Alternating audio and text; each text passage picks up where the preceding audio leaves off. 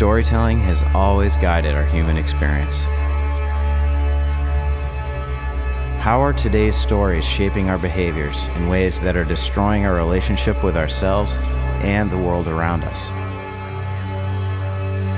Called to this time of crisis, rebel psychologists, physicians, healers, artists, and scientists are reviving ancient wisdom in ways to reconnect our souls with paths to sustainability and sanity. The journey they have set out upon reveals how our lost mythologies can guide us to saving ourselves and the planet. There is no one way for all of us, but collectively and individually, we can change our stories. These are the stories of remembering the soul.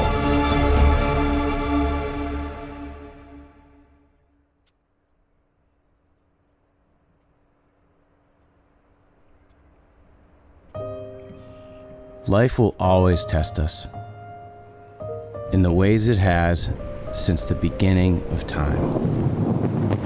We are born to meet an inevitable end. But what can we learn from these incredibly challenging times? How do we heal? My father and I had been working together for 27 years before starting Remembering the Soul. We depart from the civilian world, from the ordinary.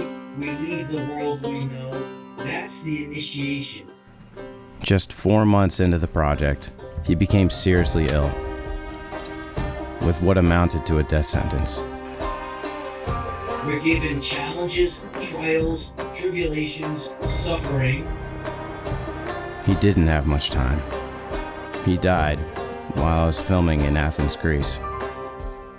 In the midst of my grief, I found support from the group I was with, most notably from a 15-year-old boy named Justin and his mother, Melanie. Upon returning to the States, we buried my father, and I took part in giving his eulogy.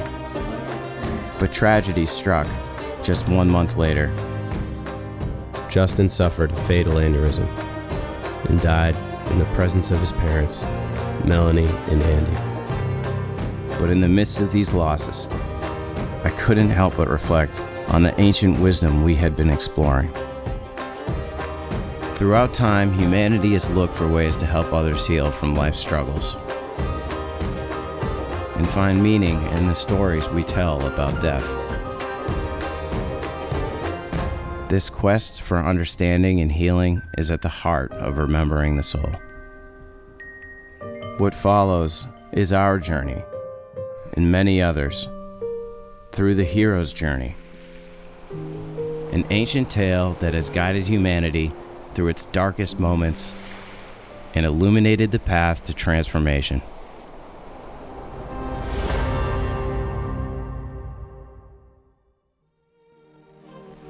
If you've ever been in one of our southern states, you may have taken a sightseeing trip just as this family. A trip to see one of the plantation homes that were built before the Civil War.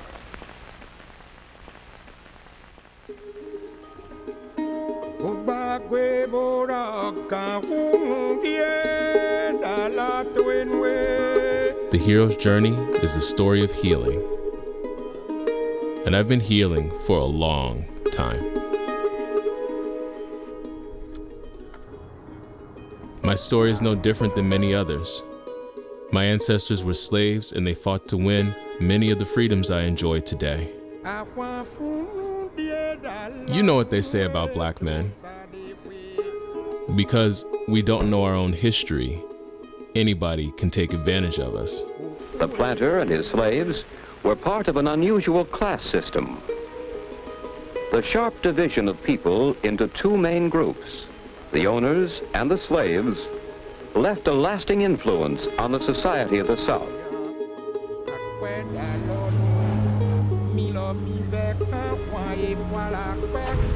Meeting the Dogon changed all of that for me. The Dogon are direct descendants of the pyramid builders who migrated to West Africa 2,000 years ago. my ancestors were most likely kidnapped from Dogon lands. I got it. Yes. Come on. What Joe didn't know was that I found the Dogon,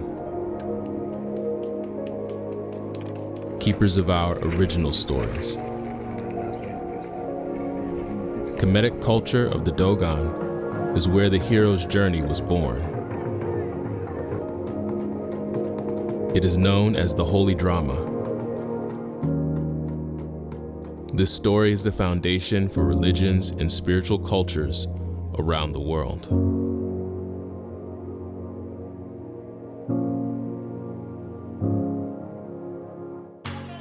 Because of the work of Nebnaba Lemusa Morodinibig, a Dogon high priest and healer, I was able to take the pilgrimage home.